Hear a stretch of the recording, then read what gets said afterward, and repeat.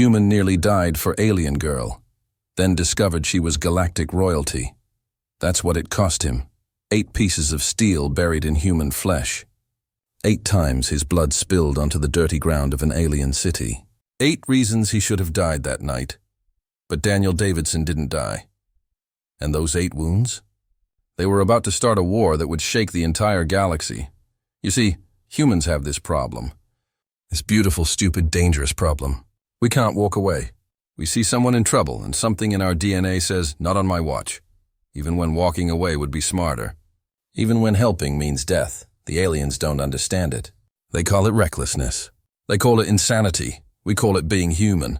This is the story of one broken soldier, one terrified alien child, and the moment that proved why you should never, ever underestimate a human who decides someone needs saving. Because when humans decide to fight, we don't count the cost. We don't calculate the odds. We just fight. And on this night, in a forgotten alley on Nexus Prime, that's exactly what Captain Daniel Davidson was about to do, even if it killed him. The rain fell like tears on the broken streets of Nexus Prime. Daniel Davidson walked alone through the dark alleys, his boots making wet sounds on the cracked ground. Neon lights painted his scarred face in colors of purple and red. He pulled his jacket tighter against the cold rain that never seemed to stop. Just another night in paradise, he whispered to himself. 3 years. 3 long years since everything fell apart. 3 years since he watched his squad die on Centauri 4 while politicians called it acceptable collateral damage. The word still burned in his mind like acid. Dan was not always this way. Once, he was Captain Daniel Davidson, leader of the Terran Special Operations 7th Unit, decorated 6 times for valor. A hero, but heroes don't exist in the real world. Only survivors and ghosts. Now he was just another drifter in an alien city, taking security jobs, asking no questions, trying to forget. The entertainment district faded behind him as he cut through a narrow passage between tall buildings. The sounds of music and laughter died away. Only silence remained, the kind of silence that makes your skin crawl. Then his instincts kicked in. 15 years of combat training screamed at him. Something was wrong. He heard it. A soft whimper. A child's cry. Dan's hand moved automatically to the illegal pulse pistol hidden under his jacket. He stopped and looked down a cramped alleyway to his right. 6 massive shapes blocked his view. Draconians. Their reptilian bodies were huge, covered in scales that looked like armor. Between them, Dan saw a flash of pink fabric. Then he heard it again. A terrified sob. His jaw tightened. He knew what this was. Child trafficking. The ugliest business in Nexus Prime's underworld. He could walk away. He should walk away. He had walked away from too many fights since deserting Earth's military. But not this time. "Hey," Dan called out, his voice carrying the authority that once commanded soldiers. "Why don't you pick on someone your own size?" The Draconians turned. Their reptilian faces twisted into sneers, showing rows of needle-sharp teeth. Between them, Dan finally saw the victim. A small alien child with delicate blue skin and huge, frightened eyes that seemed to glow in the darkness. Her silver hair was dirty and matted. Her pink dress was torn. "Human," the largest Draconian hissed. "This isn't your business. The girl belongs to Boss Crag now." Boss Crag, Dan knew that name. Everyone in the underworld knew that name. The most feared crime lord in this sector. "She's leaving with me," Dan said, stepping forward. His voice was cold and steady. "You can walk away or you can bleed. Your choice." The Draconians looked at each other and laughed. It sounded like rocks grinding together. "Humans," the leader said, drawing a serrated blade. "Always thinking you're the toughest species in the galaxy." Dan didn't waste breath on a response. The first Draconian lunged at him like a wild animal. Dan sidestepped with practiced ease. His elbow drove into the alien's throat with brutal force. The creature dropped to the ground, gasping for air that wouldn't come. The others attacked together. Dan moved like a machine, like death itself. This was what Terran Special Forces training did to a man.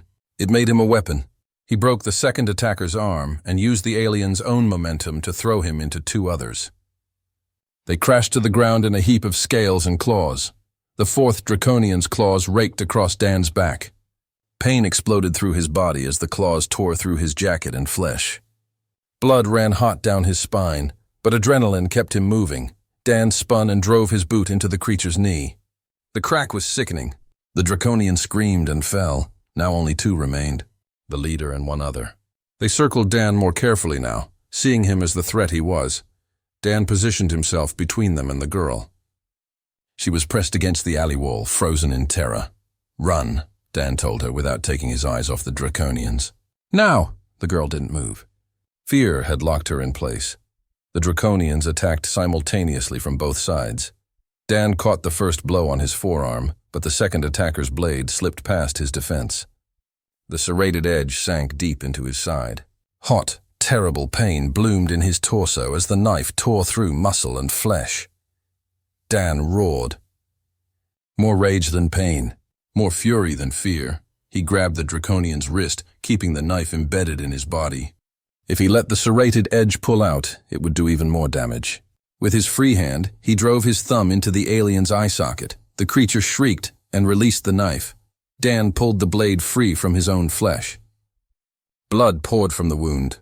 In one fluid motion, he buried the knife in the throat of the other attacker. The leader, now half blind and howling, backed away. "You're dead, human. Boss Crag will—" Dan didn't let him finish. He launched forward, ignoring the blood soaking his shirt. His fist drove into the Draconian's throat with enough force to shatter cartilage. The alien dropped, clutching its neck, struggling for air that wouldn't come. Silence fell in the alley. Only Dan's labored breathing and the soft patter of rain remained. He turned to the girl. She stared at him with an expression somewhere between awe and terror. "It's okay," Dan said, trying to soften his voice despite the pain. "I won't hurt you." He took a step toward her and stumbled. His legs threatened to give out. Looking down, he realized the extent of his injuries. 8 separate wounds leaked crimson blood onto the alley floor. 3 deep stab wounds in his torso. 2 long slashes across his back. Various cuts on his arms and legs. "Shit," he muttered, pressing his hand against the worst wound. "That's not good." The girl approached cautiously, her luminous eyes fixed on his injuries. She reached out a small blue hand and touched his arm gently. "Thank you," she whispered in perfect English. Her voice was musical and strange. Dan tried to respond, but the world tilted sideways. His vision blurred. Darkness crept in from the edges. The last thing he saw before consciousness fled was the girl's concerned face hovering over him, and a strange pendant around her neck that seemed to pulse with inner light. Then nothing. Only darkness. Dan's eyes snapped open. He was in his own bed. In his own apartment, the wounds, neatly bandaged with expensive alien medical technology, the kind he could never afford. Someone had been inside his home.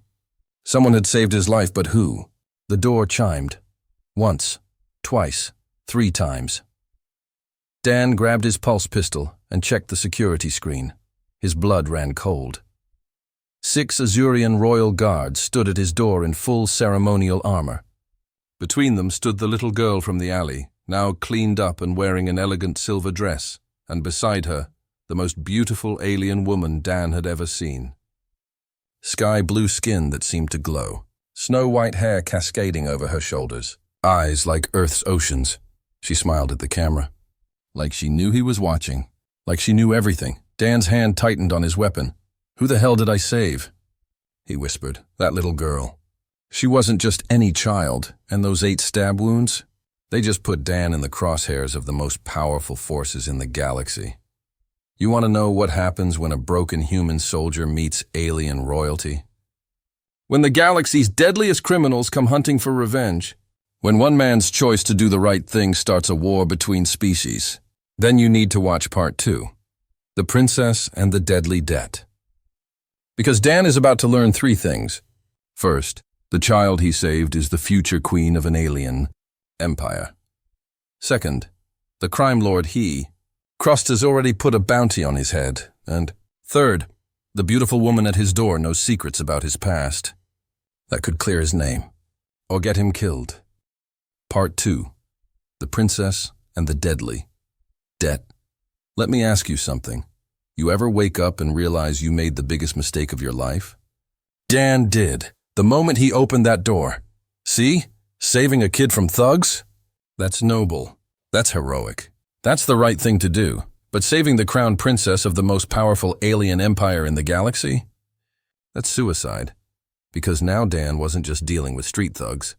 He was dealing with royal politics, assassination attempts, conspiracies that reached the highest levels of government, and the most dangerous thing of all, the princess's mother, Lady Ibarra, royal consort, diplomat, warrior, and the most stunning woman Dan had ever laid eyes on. The attraction was instant, electric, forbidden, but she didn't come alone. She came with information about Centauri, about what really happened to Dan's squad 3 years ago, information that could clear his name, or get him killed trying. Dan thought his war was over. He thought he could hide forever. He was wrong. Because the moment he saved that little girl, he didn't just save a life, he started a chain reaction that would expose conspiracies, start wars, and prove once and for all why you never, ever underestimate a human who decides to do the right thing. This is part 2, and things are about to get real complicated. Dan's finger hesitated on the door panel. 6 royal guards, a child he'd saved, and a woman who looked like she could start wars with a smile. Screw it, he muttered, tucking the pistol into the waistband at the small of his back. The door slid open. Up close, Lady Ibarra was even more breathtaking. Her eyes were the color of Earth's oceans, with silver flecks that danced when she blinked. A small, amused smile played at her lips as she took in his shirtless, bandaged appearance. "Daniel Davidson," she said, her voice melodic with the harmonic undertone of Azurians. "Former Captain, Terran Special Operations 7th Infiltration Unit, decorated 6 times for valor. Presumed dead after the Centauri incident." Dan's jaw tightened. "You've got the wrong guy." "Name's Dan Smith. I'm a freelance security consultant." Her smile widened. "Of course. My mistake." She gestured to the girl beside her. "I believe you've already met my daughter, Lava." The girl stepped forward, her large eyes fixed on Dan with unmistakable hero worship. "You saved me from the bad ones," she said simply.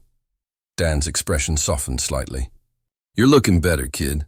He turned his attention back to the mother. "I appreciate the medical attention, but I don't know what you want from me." Ibarra raised an elegant eyebrow. "May we come in? These conversations are better had in private." Dan hesitated, then stepped aside. The woman and Lava entered, but when the guards moved to follow, Ibarra raised a hand. "Wait here," she commanded. The guards immediately saluted and stood at attention. Dan blinked in surprise but said nothing as he closed the door. "You live simply for a man of your abilities," Ibarra observed, examining his sparse apartment. "Gets the job done," Dan replied. "Now who are you and what do you want?" The woman turned to face him fully. "I am Lady Ibarra, royal consort to the High Chancellor of the Azurian hegemony." She gestured to Lava. "And this is Princess Lava, heir to the Azurian throne." Dan felt like he'd been punched in the gut.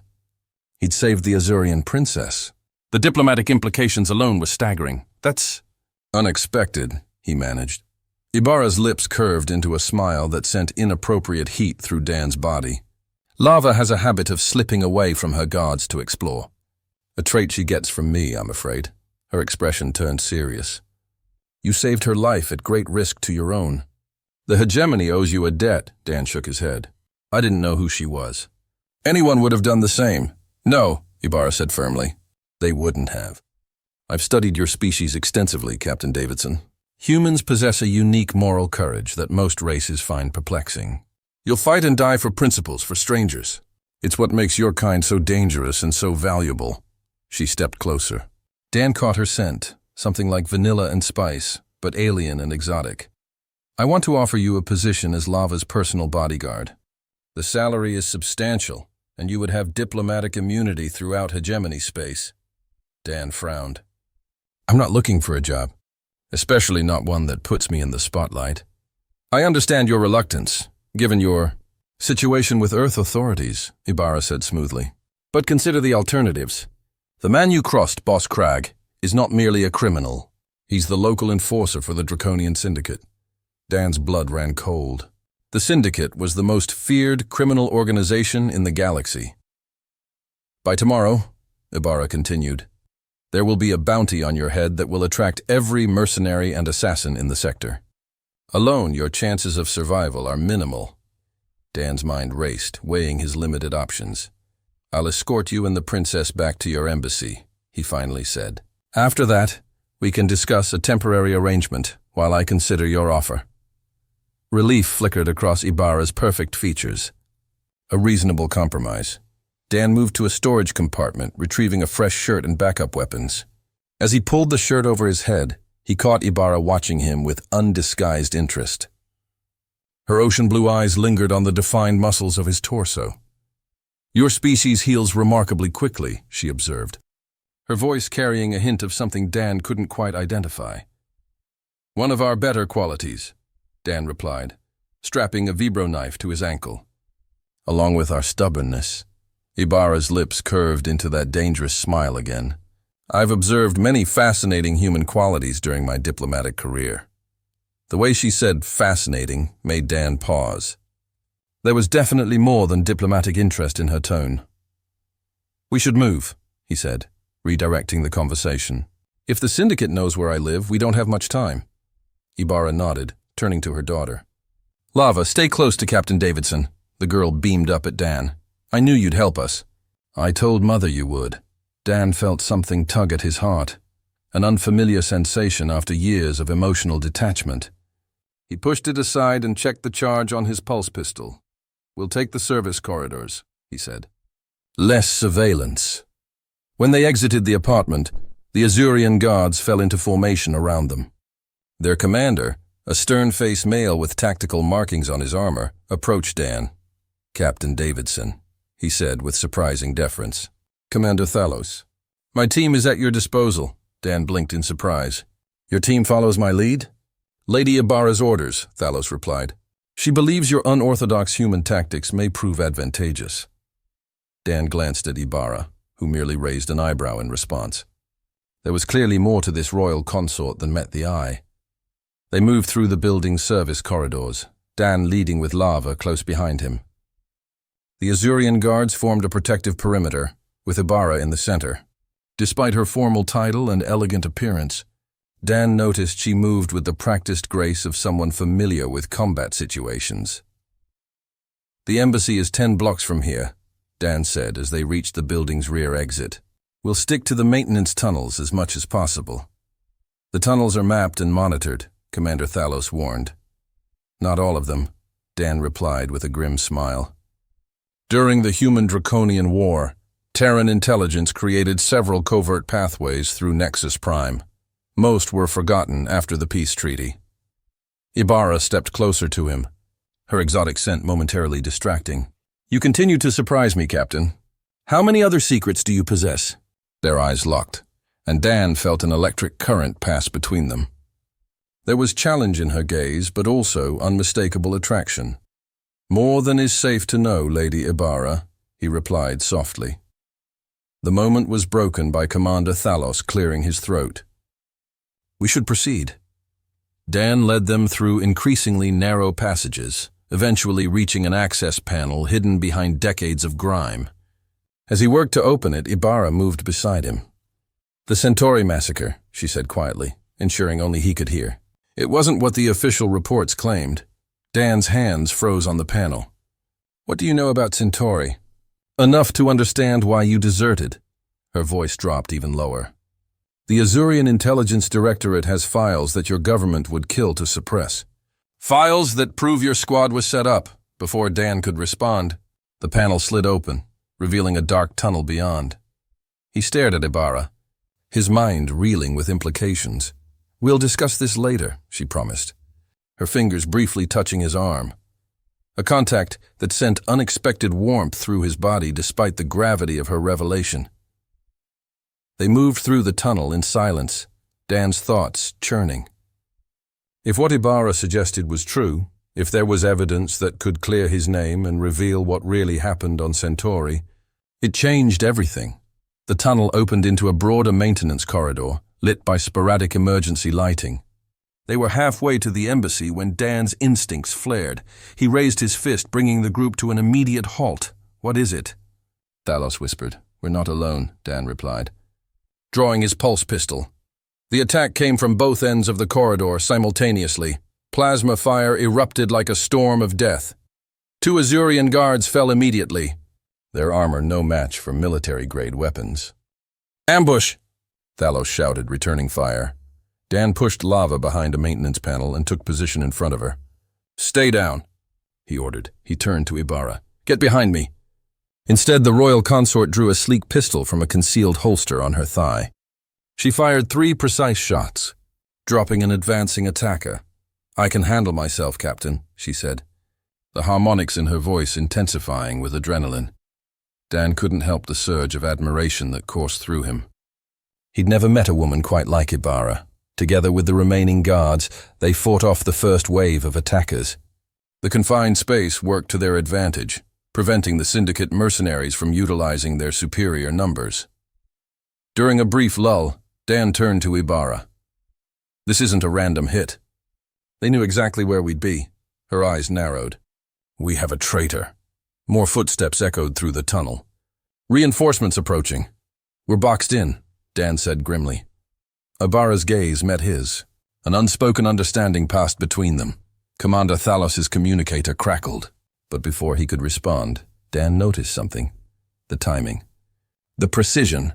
"The way Thalos had insisted on this specific route, Ibarra," Dan said quietly. "I think..." The tunnel behind them collapsed in a shower of debris and fire. They were trapped. Lava screamed, and through the smoke and chaos, Dan saw something that made his blood freeze. Commander Thalos wasn't firing at the attackers. He was firing at the other Azurian guards. "Traitor!" Dan roared. "The betrayal goes all the way to the top. Commander Thalos. The embassy's security, maybe even higher. Dan and Ibarra are trapped in a tunnel with a traitor, a terrified princess, and assassins closing in from both sides. And that's just the beginning, because in Part 3, you're going to learn the real reason they want Princess Lava. It's not for ransom. It's not for political leverage. It's for her DNA, her genetic immunity to a bioweapon that could wipe out billions. Want to know if Dan survives? If Ibarra's secrets about Centauri are real? If they can protect Lava from forces that span entire governments? Part 3, Betrayal in the Shadows Trust. That's what gets soldiers killed. Trust your squad. Trust your commander. Trust the chain of command. Dan learned that lesson on Centauri, the hard way, and now trapped in a collapsing tunnel with assassins on both sides and a traitor among his allies.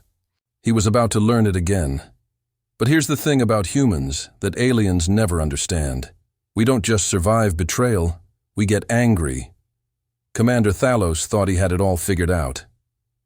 Lure them into the tunnels. Spring the trap. Deliver the princess to the Syndicate. Collect the payday, what he didn't figure on. A human soldier who'd already lost everything once and had nothing left to lose. Where Dan discovers the conspiracy goes deeper than anyone imagined. Where Ibarra reveals secrets that will shatter everything Dan thought he knew. And where one question will haunt them both. If they can't trust their own people, who can they trust? The answer might surprise you, or it might get them all killed. Let's find out. Traitor! Dan's roar echoed through the tunnel. Commander Thalos spun, his weapon tracking toward Dan, but the human was already moving. 15 years of combat training exploded into action. Dan fired 3 shots in rapid succession. The first struck Thalos's weapon, sending it flying. The second hit his shoulder armor, spinning him around. The third would have killed him, but Ibarra's hand pushed Dan's aim aside. "We need him alive," she shouted over the chaos. Dan wanted to argue, but more plasma fire erupted from both ends of the tunnel. "The Syndicate mercenaries were advancing. Behind me!" Dan ordered, positioning himself between the threats and Lava. Ibarra moved to his side instead, her own weapon blazing. 2 remaining loyal guards formed a defensive perimeter. Thalos, wounded and disarmed, stumbled against the wall. "There's another way out," Dan said, his tactical mind racing through options. "A maintenance shaft, 3 meters behind us." "That shaft hasn't been used in years," one of the guards protested. "It could be collapsed." "Better than staying here to die," Dan shot back. He turned to Ibarra. "Can you cover me for 10 seconds? Her ocean blue eyes met his. "Always." Something passed between them in that moment. Trust. Connection. Something deeper than words. Dan holstered his weapon and moved to the wall. His fingers found the hidden panel he'd memorized years ago. Emergency access. Most people didn't even know these existed. The panel resisted, corroded by time. Dan slammed his palm against it once, twice. It slid open, revealing a narrow shaft barely wide enough for one person. "Lava first," Dan commanded. The princess didn't hesitate. She trusted him completely. "You next," he told Ibarra. "Not without you," she replied, still firing at approaching mercenaries. "I'm right behind you," Dan promised. "But if we all go at once, we're trapped if they follow." Ibarra hesitated, then nodded. She slipped into the shaft. "Guards, fall back into the shaft." "Move!" The two loyal guards retreated into the opening. Dan grabbed Thalos by his armored collar and dragged him toward the shaft. "Why help me?" The Azurian gasped, clutching his wounded shoulder. "Because you're going to tell us everything," Dan growled. "And because I need to know who else betrayed us." He shoved Thalos into the shaft, then followed, sealing the hidden panel behind them just as the mercenaries reached their position. The shaft was dark, cramped, and smelled like decades of neglect. They crawled single file, lava's soft whimpers the only sound besides their labored breathing. After 10 minutes of claustrophobic darkness, they emerged into a dusty chamber filled with obsolete machinery. Dan helped Ibarra and Lava out first, then hauled Thalos through. The traitor collapsed against a wall, his blue blood seeping through his armor. "Talk," Dan said, his voice cold as space. "Now," Thalos laughed bitterly. "You're already dead, human.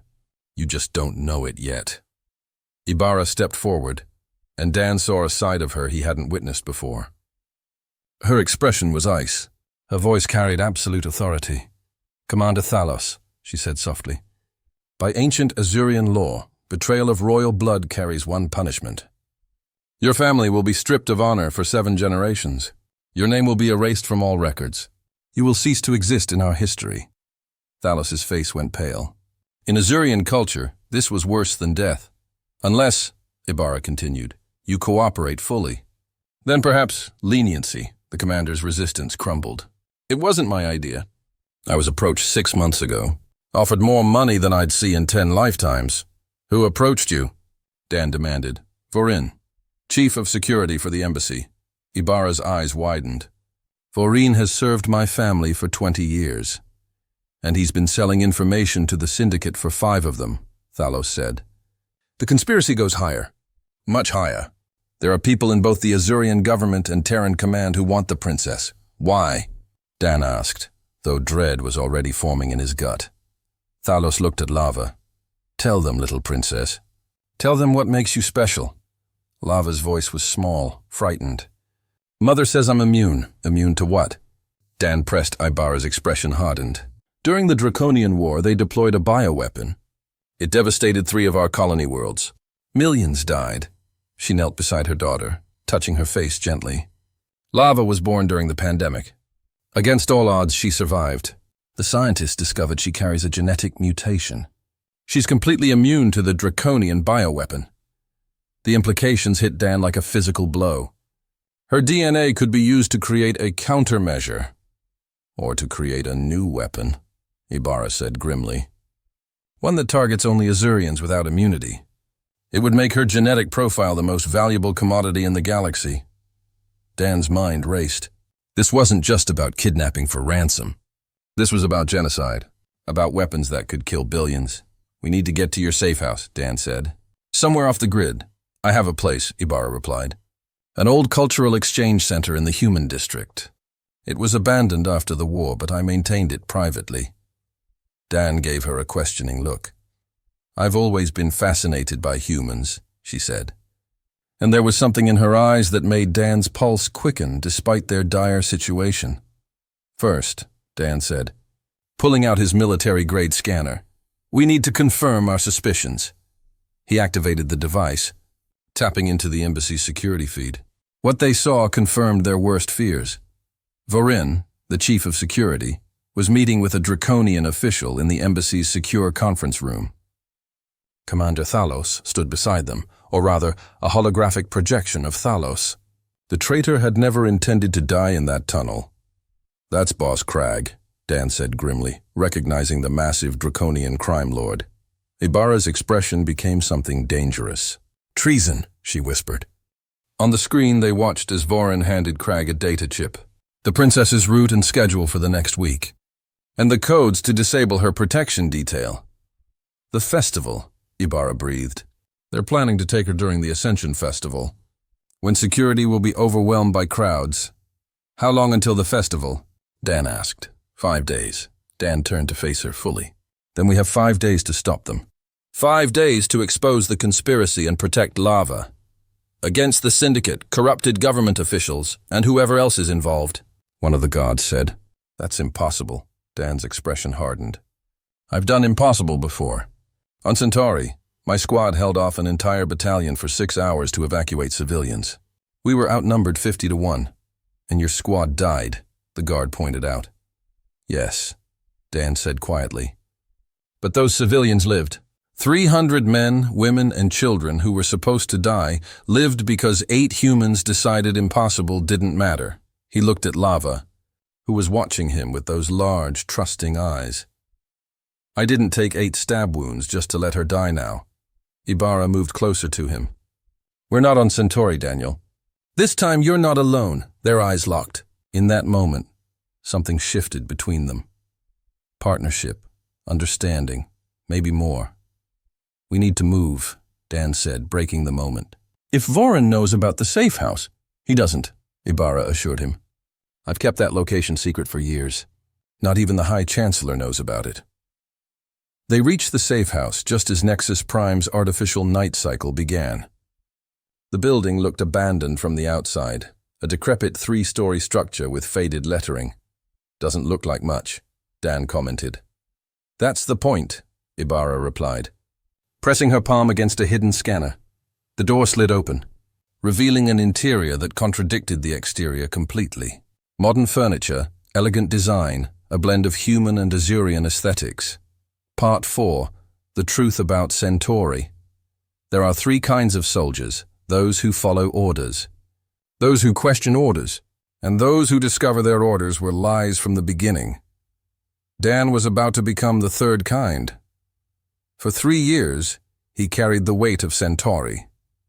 3 years of believing his squad died because he failed, because he wasn't good enough, because he made the wrong call. 3 years of guilt so heavy it nearly crushed him. But tonight, in a hidden safe house on an alien world, Lady Ibarra was about to show him classified files that would shatter everything he believed. The truth about Centauri wasn't just hidden. It was buried, burned, erased from every official record, because the truth would start a war. And the people who sacrificed Dan's squad? They're the same people hunting Princess Lava, right? Now, this is part 4, where the past and present collide, where a broken soldier learns he was never broken at all, and where one question changes everything. What happens when a man who thought he lost everything discovers he was robbed? Let's find out. Lava was asleep in the secure panic room beneath the safe house. The remaining guards stood watch at strategic positions. Commander Thalos was restrained and sedated, which left Dan and Ibarra alone in her private study. The room was intimate, one wall covered with dark data screens. A large desk, comfortable seating arranged nearby. It felt personal in a way that made Dan's heart beat faster. "You said you had files on Centauri," Dan said, his voice tight with controlled emotion. Ibarra nodded, moving to the desk. "Computer, authorization Ibarra, Royal Protocol 793. The screens flickered to life, displaying classified Azurian intelligence files marked with both Terran and Azurian security classifications. 3 years ago, Ibarra began, her fingers dancing across the interface. Your squad was sent to Centauri 4 to investigate suspected weapons smuggling. Dan's jaw clenched. We found more than smuggling. Yes, you found a draconian bioweapons facility. Ibarra brought up documents that made Dan's blood run cold. What you weren't told was that Terran High Command already knew what you would find. They knew about the facility developing a virus specifically engineered to target human DNA. That's impossible, Dan whispered. High Command would never. They would if they'd been infiltrated. Ibarra interrupted, bringing up personnel files of several high-ranking Terran officials. These individuals were compromised. Some blackmailed, others replaced with surgically altered draconian agents. Dan stared at the faces.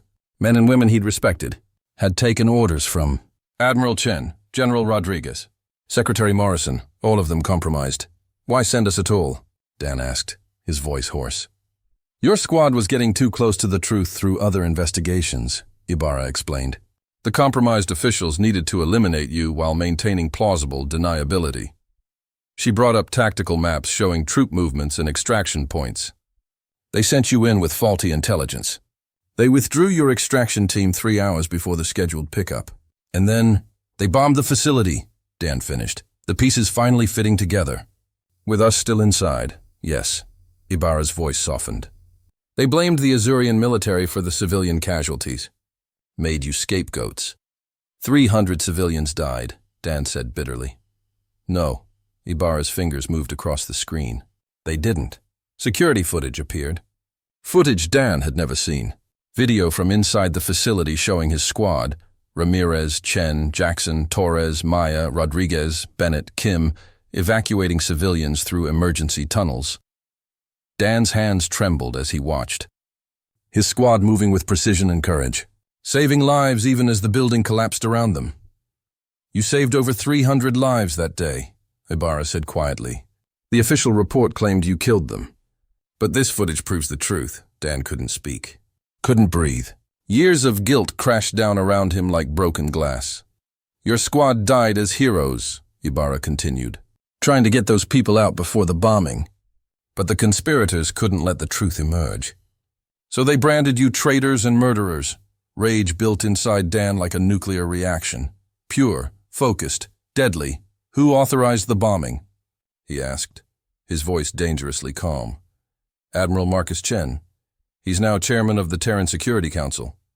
Ibarra met his eyes. And he's one of the officials working with the Draconian Syndicate to acquire Princess Lava. The connection snapped into place. The same conspiracy that destroyed my squad is now targeting your daughter. Yes. Ibarra moved closer to him. That's why I've been tracking you for 3 years. Waiting for the right moment. You're not just a bodyguard, Daniel. You're the key to exposing the entire conspiracy. Dan looked at her. Really looked at her. Why do you care about clearing the name of a human soldier? Ibarra hesitated, then stepped even closer. Close enough that he could feel the warmth radiating from her skin. Because, she said softly, the Azurian concept of connection is different from human understanding. We believe that souls recognize each other across lifetimes, across species. And what does your soul recognize in me? Dan asked, his voice rough with emotion. Her hand rose to his face, fingers tracing the fresh scar on his jaw.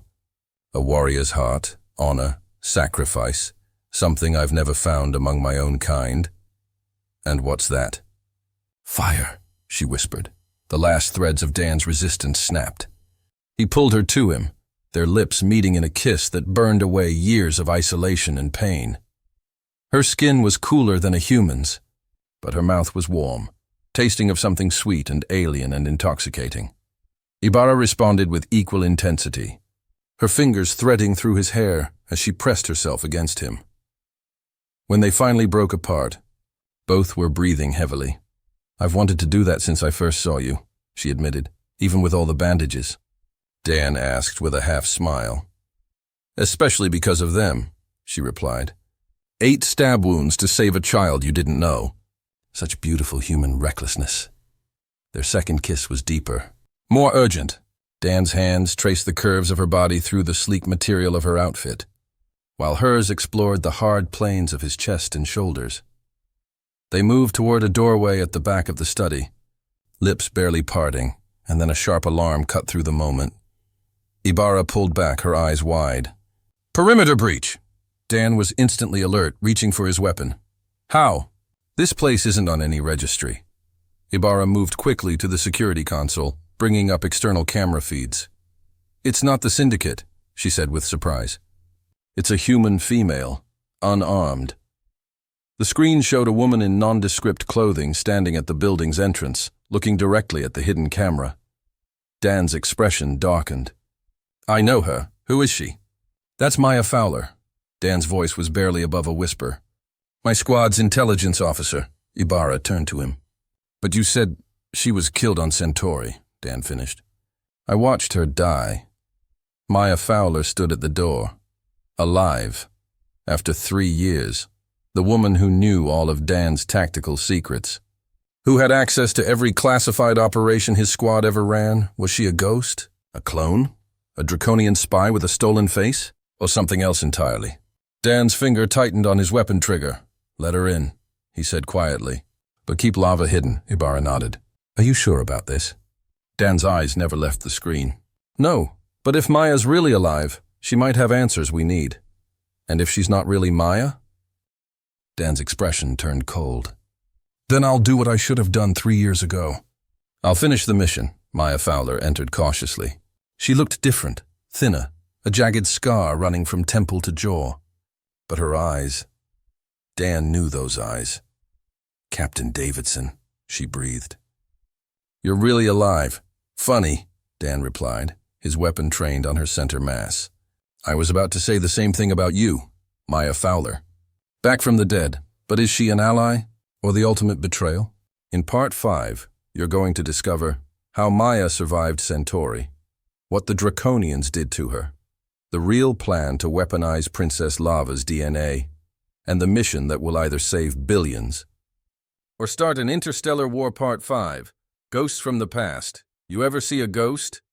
Not the movie kind. The real kind. The kind that walks and talks and bleeds. The kind that's supposed to be dead but is standing right in front of you. Maya Fowler died on Centauri. Dan watched the building collapse. Watched the fire consume everything. Watched his entire squad disappear into flames and rubble. For 3 years, he carried her death like a stone around his neck, and now she was standing at his door. But here's the thing about ghosts. They don't come back without a reason. They don't survive the impossible without paying a price. And they don't walk through your door unless they're bringing either salvation or damnation. Maya brought both. Because what the Draconians did to her, it's worse than death, and what she knows about their plans, it's going to change everything. This is Part 5, where the dead speak. Truth, where Dan learns that survival sometimes costs more than dying, and where the real war, the one that could kill billions, is about to be revealed. Are you ready? "Let's go, Captain Davidson," Maya breathed. "You're really alive." "Funny," Dan replied coldly, his weapon never wavering. "I was about to say the same thing about you." Maya's hand stayed visible, empty. "I can explain." "You better," Dan said. "And it better be good. Because right now, I'm thinking you're a draconian spy with a stolen face." "It's really me, Dan." Maya's voice cracked. "I know this is insane, but prove it," Dan interrupted. "Tell me something only the real Maya would know." Maya smiled sadly. "Operation Blackfish. Your lucky socks with the cartoon fish. The way you always said, 'Let's dance' before a drop." Her voice softened. "The promise you made to visit my parents if I didn't make it back." Something in Dan's chest loosened slightly. But years of training kept him wary. "The night before Centauri," Maya continued, "you got drunk and admitted you joined Special Forces because your father said you'd never make it through selection. You cried, Dan. Only time I ever saw you cry." Dan lowered his weapon fractionally. "Only Maya knew that. Only Maya had been there that night. How did you survive?" he asked. Maya pulled up her sleeve, revealing veins that pulsed with an unnatural blue tinge beneath her skin. "The Draconians didn't kill all of us. They needed test subjects." Ibarra stepped forward. "Test subjects for what?" "Their bioweapon." Maya's expression hardened. "I woke up in a Draconian research facility. They were experimenting on the survivors, testing different versions of their weapon on us." Seeing how humans died, Dan felt rage building in his chest. "How many others?" 12 of us at first. By the time I escaped, I was the only one left." Maya's voice was hollow. "They kept me alive because I had an unusual resistance. My body adapted to the weapon. It changed me." She touched the blue veins on her arm. "This is what's left of the virus. Dormant but permanent. I'm infected, Dan, but immune. Like a living vaccine. Why are you here? Ibarra asked. Because the Draconians are planning something catastrophic. Maya's eyes met Dan's. They've developed a new version of their bioweapon, one that targets Azurian DNA specifically. They're planning to release it during the Ascension Festival on the Azurian homeworld. Ibarra's face went pale. Millions will die. Billions, Maya corrected. The festival draws Azurians from across the galaxy, and they need one final component to complete the weapon. Princess Lava, Dan said grimly. Maya nodded. Her genetic immunity. They need her DNA to ensure the weapon only targets Azurians without her specific mutation. It's genocide, Dan. Calculated and precise. How do you know this? Dan demanded. Because I've been undercover in their research facility for a year. Maya's expression was grim. After they experimented on me, I convinced them I wanted revenge against humans for abandoning me. They altered my appearance, gave me a new identity, and sent me to infiltrate human resistance cells. She smiled bitterly. Instead, I've been gathering intelligence on their operations. Every facility, every scientist, every politician they've compromised. And they just let you walk away? Dan asked skeptically. I escaped 3 days ago when I discovered their timeline had accelerated. They know about the princess.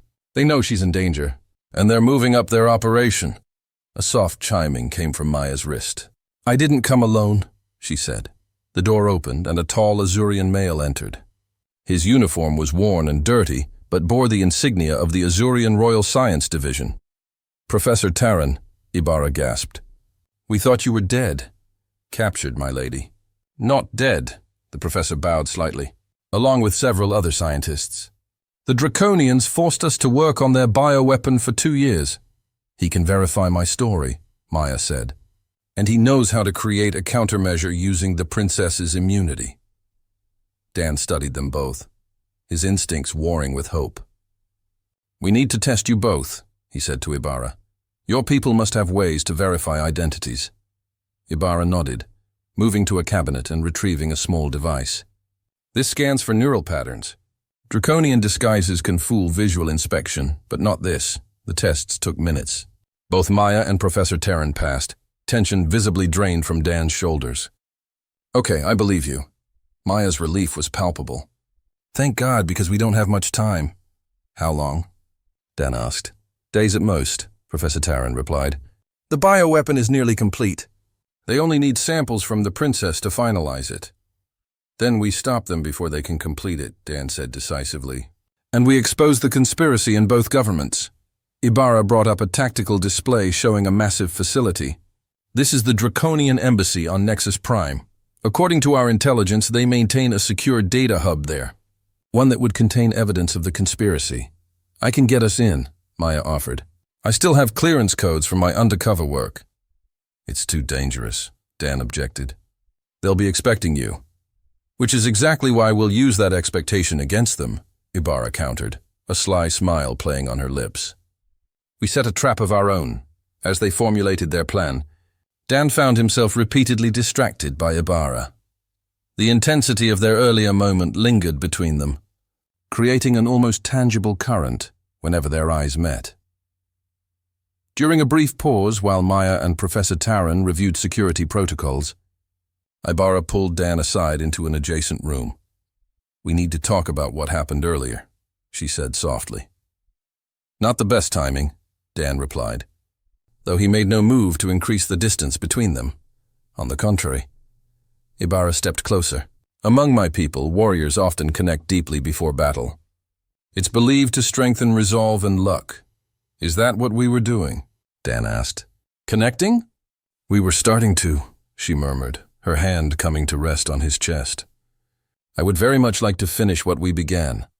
The air between them seemed to crackle with electricity. Dan's hands found her waist, drawing her against him. This is crazy, he whispered against her lips. We're about to infiltrate a heavily guarded embassy, possibly start an interstellar incident, and all I can think about is you. Perhaps that's not so crazy, Ibarra replied, her fingers tracing the line of his jaw. Perhaps it's the most sane thing in this entire situation. Their lips met in a kiss that quickly deepened, hands exploring with increasing urgency. For a few precious moments, the conspiracy, the danger, the fate of billions, all of it faded into the background. Later, as they lay entwined in the dim light of Ibarra's private quarters, Dan traced patterns on the smooth blue skin of her shoulder. "I never expected this," he admitted quietly. "What, finding yourself in bed with an alien royal?" Ibarra asked with a teasing smile. "Finding myself caring so much," Dan corrected. "After Centauri, I shut everything down. Easier not to feel." Ibarra propped herself up on one elbow, studying his face. "And now? Now I have something worth fighting for again." He brushed a strand of silvery hair from her face. Someone, actually two someones. Their moment was interrupted by Maya's urgent voice over the intercom. "Dan, Ibarra, we've got movement. Draconian forces are mobilizing throughout the district. They're searching building by building." Dan and Ibarra exchanged a look that communicated volumes without words. They rose quickly, dressing with efficient movements. "Time to spring our trap," Dan said. The plan was elegant, dangerous, possibly suicidal. Use a holographic decoy of Princess Lava to lure Boss Crag out personally. While he's distracted, Maya transmits the evidence to both governments. Professor Turan begins work on the countermeasure, and Dan does what he does best. He fights. But as the draconian forces closed in, as the trap was set, as everything hung in the balance, one question remained. Could they really pull this off? 4 people against the most powerful criminal syndicate in the galaxy? Here's what the draconians forgot. Never underestimate humans who have nothing left to lose, and never, ever threaten the people they love. They're coming. Part 6 is where everything explodes.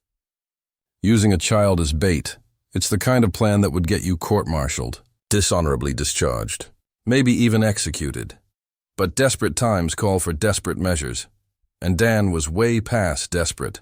The Draconian Syndicate was coming. Boss Crag himself leading the assault. The most feared crime lord in the galaxy, leading his elite forces to capture a princess whose DNA could kill billions. Against him? 1 human soldier, 1 alien royal, 1 ghost from the past, and a hologram. The odds were impossible. But Dan had beaten impossible before. This is part 6, where the hunter becomes the hunted, where Dan proves that the most dangerous trap isn't the one with the most firepower. It's the one laid by a human who's already decided he's willing to die. They're coming, and Dan is ready. Let's dance. This is insane, Maya said, staring at the holographic projector. Using lava as bait? Not actually using her, Dan corrected, adjusting the device settings. Making them think we're using her. Professor Taran made final adjustments. The projection will be perfect.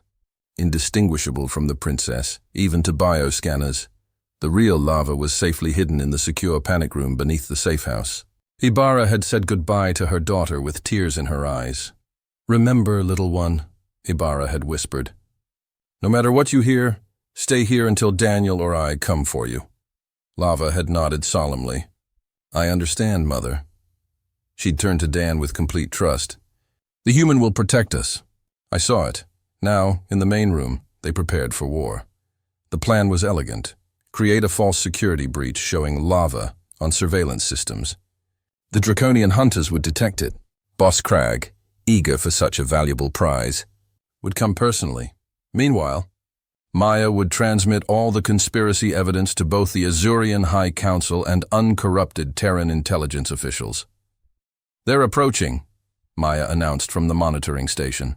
"Multiple signatures, military-grade weapons, and Boss Crag is with them." Dan nodded to Ibarra. "Showtime." The holographic lava activated, a perfect replica down to the smallest detail.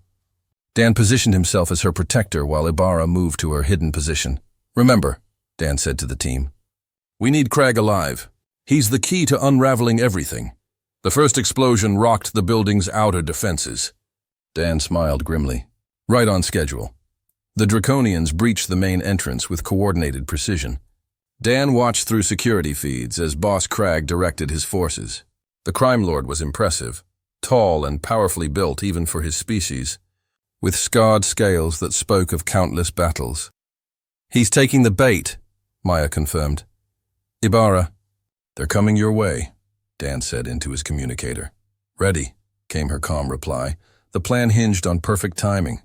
As Crag and his elite guards approached the room containing the holographic lava, Dan activated the modified security systems. Stun fields activated, dropping most of Crag's forces instantly. But the crime lord himself, protected by advanced personal shielding, staggered but remained standing. "Now!" Dan shouted. Ibarra emerged from hiding, a specialized disruptor in hand. The device, designed by Professor Terran, fired a concentrated pulse that shorted out Crag's shields. Simultaneously, Dan burst from his position and tackled the Draconian to the ground. Crag fought with savage ferocity. His clawed hands slashed at Dan's face. One caught his cheek, opening a fresh wound. Blood ran hot down Dan's jaw, but Dan had fought Draconians before. He knew their weak points. With practiced precision, he struck the sensitive nerve cluster at the base of Crag's throat. The crime lord's eyes widened in shock as his body went temporarily rigid. "That's for the 8 stab wounds," Dan growled, securing restraints around Crag's wrists. Maya's voice crackled through the communicator. "Transmission complete. The evidence is out. Both governments are responding." Dan hauled Crag to his feet as Ibarra approached, her weapon trained steadily on the Draconian's head. "Boss Crag," she said, her voice regal despite the combat zone. "By the authority of the Azurian hegemony, you are under arrest for conspiracy, attempted kidnapping of royal blood, and bioweapon proliferation." Crag's reptilian features twisted into a snarl. "You've won nothing. The weapon is already being neutralized as we speak," Professor Terran interrupted, entering the room. "Your research facility on the Azurian border has been raided by loyal forces." "The bioweapon program is finished." Crag's expression shifted from rage to calculation. "I have information. Valuable information about the human conspirators. Save it for the tribunal," Dan said coldly. "You'll have plenty of time to talk." Within hours, the safe house was swarming with loyal Azurian forces and representatives from uncorrupted Terran intelligence. The conspiracy, 3 years in the making, was unraveling with breathtaking speed. Dan found Ibarra on the building's roof. Looking out over Nexus Prime as dawn broke, he moved to stand beside her, their shoulders touching. "It's over," he said simply. "No," she replied, turning to face him. "It's just beginning." Her eyes held warmth that made his heart race. After years of running, of isolation, the connection between them felt like coming home. "The High Chancellor has requested your presence at the palace," she continued, "to formally recognize your service to the hegemony." Dan raised an eyebrow. "I'm still technically a deserter from Terran forces. Not anymore," she smiled. "The evidence Maya transmitted included full exoneration for you and your squad. You're a free man, Daniel Davidson." The weight that had pressed on his shoulders for 3 years suddenly lifted.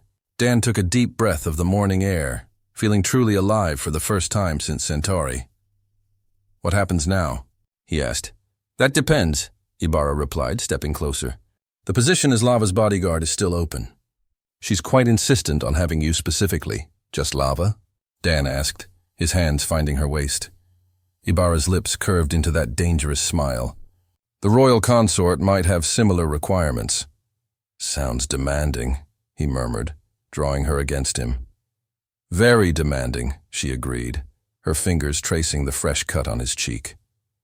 "The hours are long, the danger considerable, and the benefits—" Her kiss was answer enough.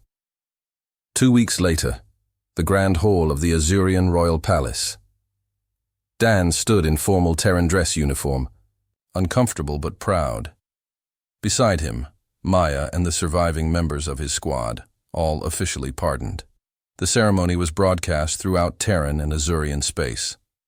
A symbol of renewed alliance, when the High Chancellor called Dan forward, the entire assembly rose. "Captain Daniel Davidson," the Chancellor intoned, "for saving Princess Lava, for uncovering the conspiracy, and for taking 8 stab wounds in defense of an unknown child. We bestow upon you the Order of the Azure Star, the highest honor our hegemony can grant." As the medallion was placed around his neck, Dan caught Lava's beaming smile and Ibarra's heated gaze. 8 stab wounds in a dirty alley. That's where it started. But this was just the beginning. One more part. The finale awaits! Part 7. the human who changed everything, where Dan's journey comes full circle. Subscribe because the finale is everything you've been waiting for. Comment. What do you think happens next? Marriage? War? Both? Part 7 is live now. Don't miss the ending. Part 7, the human who changed everything. Let me tell you about 8 scars, not wounds. Scars, because wounds heal. Wounds close. Wounds become memories. But scars? Scars stay forever. Daniel Davidson has 8 scars across his body. 8 reminders of the night he decided one alien child's life was worth more than his own safety. 8 pieces of proof that humans are the craziest, most reckless, most beautiful species in the galaxy. Because here's what those 8 scars did. They saved a princess. They exposed a conspiracy that reached the highest levels of 2 governments. They prevented a bioweapon that would have killed billions. They cleared the names of 8 dead heroes.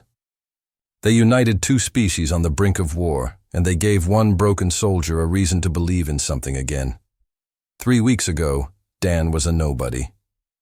A deserter, a drunk trying to forget his past in the dirtiest alleys of an alien city. Today he stands in the grand hall of the Azurian Royal Palace, about to receive the highest honor an alien empire can give. This is Part 7, the finale, the moment where everything comes together, where we learn that sometimes the smallest act of courage has the biggest consequences, where one human proves that 8 stab wounds can change the fate of the entire galaxy, and where Dan discovers that saving a life doesn't just change the person you saved, it changes you. Are you ready for the ending? Let's go. The Grand Hall of the Azurian Royal Palace was the most beautiful place Dan had ever seen. Crystal chandeliers cast rainbow light across white marble floors. Gold and silver decorations covered every surface. Thousands of dignitaries from across the galaxy filled the massive space, and at the center of it all stood Daniel Davidson, wearing a formal Terran dress uniform that felt strange after years in civilian clothes. He was uncomfortable. Out of place, a soldier among politicians and royalty, but he wasn't alone. Maya stood beside him, the ghost who came back to life. Next to her were 4 other members of his Centauri squad: Jackson, Rodriguez, Chen, and Kim, all officially pardoned, all recognized as heroes after 3 years of being called traitors. The ceremony was broadcast across both Terran and Azurian space. Billions watched as 2 species came together to honor the soldiers who saved them. When the High Chancellor, Ibarra's father, called Dan forward, the entire assembly rose. Thousands of people standing in respect. For him, for a deserter who took 8 stab wounds in a dirty alley. Captain Daniel Davidson, the Chancellor's voice rang out like thunder. 3 weeks ago, you saved my granddaughter from criminals who would have sold her into slavery. You took 8 wounds doing it. 8 times you bled. 8 times you should have died. The hall was silent. You could have heard a pin drop. But those 8 wounds did more than save one child, the Chancellor continued. They exposed a conspiracy that threatened both our peoples. They prevented a bioweapon that would have killed billions of Azurians. They cleared the names of 8 human heroes who died protecting our civilians on Centauri 4. Dan's throat tightened. His squad, finally recognized for your courage, for your sacrifice, for your unwavering commitment to doing what is right, even when it costs you everything. The Chancellor raised a gleaming medallion. We bestow upon you the Order of the Azure Star, the highest honor our hegemony can grant to a non-Azurian. As the medallion was placed around his neck, the hall erupted in applause. But Dan wasn't looking at the crowd. He was looking at Lava, the little girl with blue skin and silver hair, now wearing a beautiful dress, beaming at him from her throne. No longer terrified, no longer in danger, safe. That's what the 8 scars were for. That smile. And beside her sat Ibarra, beautiful, dangerous. His. Her ocean blue eyes locked with his, and the heat in her gaze made his heart race. Later that look promised, we'll finish what we started. The ceremony concluded with speeches about unity and courage and the bonds between species. Dan barely heard them. His mind was on Centauri, on his squad, on 3 years of guilt that had finally been lifted. Ramirez, Torres, Bennett, the others who didn't make it. They had died heroes. And now the galaxy knew. At the reception afterward, Dan found himself surrounded by admirals and senators who wanted to shake his hand. It was overwhelming. Then the High Chancellor approached, and the crowd parted. "Walk with me, Captain," he said. They moved to a private balcony overlooking the palace gardens. The Chancellor was quiet for a moment, then spoke. "Lady Ibarra has informed me of your relationship." Dan tensed. Here it comes. The rejection. The "you're not good enough for my daughter" speech. But the Chancellor surprised him. "Do you know why Azurians value humans so highly?" he asked. Dan shook his head. "Because you do things that make no logical sense," the Chancellor said with a smile. "You fight for strangers. You die for principles. You take 8 stab wounds to save a child you've never met." He turned to face Dan directly. Most species would have walked away that night, calculated the risk, decided one child wasn't worth dying for. But you didn't, the Chancellor continued. You charged 6 armed draconians alone, because it was the right thing to do. That's what makes humans extraordinary. He placed a hand on Dan's shoulder. "My daughter has chosen well, and I give you my blessing." Dan's voice was rough with emotion. "Thank you, sir. Besides," the Chancellor added with a knowing smile, "I'm quite looking forward to grandchildren with your particular human traits. Warriors with both Azurian intelligence and human recklessness. They'll be unstoppable." Dan nearly choked. "We're not. We haven't." The Chancellor laughed and walked away, leaving Dan flustered. Moments later, Ibarra appeared beside him. "Father likes you," she said, slipping her hand into his. "He's already planning our children," Dan replied. "Is he?" Ibarra smiled. "How presumptuous. So you haven't thought about it?" Dan asked. Her smile turned dangerous. "Oh, I've thought about it extensively. But perhaps we should start with the courtship first." She pulled him close, her lips near his ear. "Meet me in the gardens in 10 minutes. I want to show you something." "What?" "Patience, Captain." She disappeared into the crowd, leaving Dan's heart racing. 10 minutes later, Dan found her in a secluded section of the gardens, beneath flowering trees that glowed with bioluminescence. "You wanted to show me something?" he asked. "Yes," Ibarra said, stepping close. "This." She kissed him deeply, passionately, without reservation. When they finally broke apart, both were breathless. "I wanted to do that in front of the entire court," she admitted. "But I thought it might cause a scandal." "Just a small one," Dan agreed, pulling her back against him. They stood there for a long moment, holding each other beneath alien stars. "I never expected this," Dan said quietly. "After Centauri, I thought I'd lost everything. Thought I'd never feel anything again. And now?" Ibarra asked. "Now I have everything," Dan replied. "You, Lava, a future, a purpose. All because you couldn't walk past a child in danger," Ibarra said softly. "Yeah," Dan smiled. 8 stab wounds. Best decision I ever made. Dan woke in his new quarters in the royal palace. Sunlight streamed through massive windows. Ibarra lay beside him, her blue skin luminous in the morning light. He traced one of his scars, the deepest one, the one that nearly killed him. "What are you thinking?" Ibarra asked sleepily. "That I need to thank those draconians," Dan said. She laughed. "For stabbing you 8 times?" "For leading me to you," Dan replied. "To Lava, to this life." A small voice came from the doorway. "Are you two being mushy again?"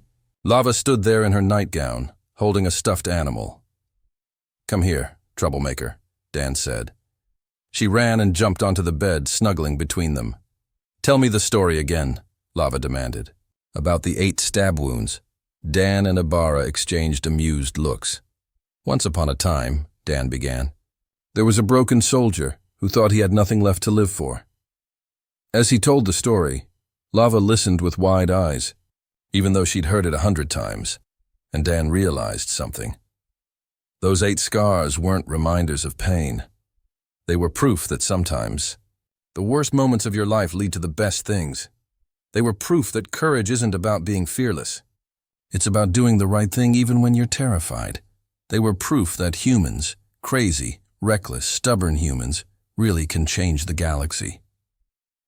One act of courage at a time. 5 years later, Captain Daniel Davidson, now officially the royal consort's partner and Princess Lava's sworn protector, stands in the same palace gardens where he first kissed Ibarra. But he's not alone. Beside him stands his wife, Lady Ibarra, in her arms, a baby boy with his father's brown eyes and his mother's blue skin, and running through the gardens, laughing with pure joy, is Princess Lava, now 12 years old, safe, happy, and training to be the greatest queen the Azurian hegemony has ever known. The conspiracy was dismantled. Admiral Chen and 17 other officials were convicted. The draconian syndicate was broken. The bioweapon program was destroyed, all because one human soldier couldn't walk past a child in danger. Why?